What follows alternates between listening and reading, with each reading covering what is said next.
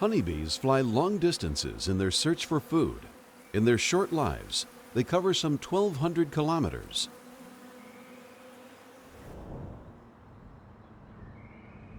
They collect pollen and nectar for their hive, and while doing so, also pollinate many crops. In this way, they help us produce sufficient quantities of food. But honeybees are under threat from a number of different factors, including diseases, pests, mistakes in the work of farmers and beekeepers, and even the weather. One tiny parasitic pest is a particularly major threat: the Varroa mite. Once infected with this parasite, a colony will die within 1 to 3 years if the beekeeper does not look after it. Once it has penetrated the beehive, the Varroa mite multiplies in the brood cells where the queen has laid her eggs. Shortly before the worker bees cap the brood cells, the female Varroa mites slip in and migrate to the floor of the cell. They use their mouthparts to suck a blood-like fluid from the bee larvae and then lay their eggs in the brood cell. The young Varroa mites likewise feed on the bee larvae.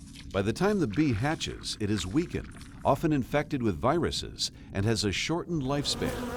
The Varroa mite can also be carried by the bee into other beehives, for example if the bee gets lost or steals honey.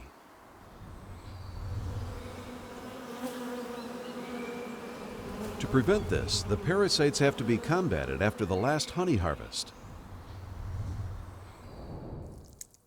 For example, the beekeeper can suspend plastic strips between the brood cells. These strips are treated with a special active substance that sticks to the legs of the bees.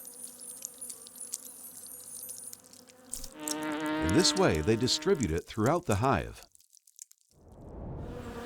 When Varroa mites come into contact with the active substance, they die and drop off.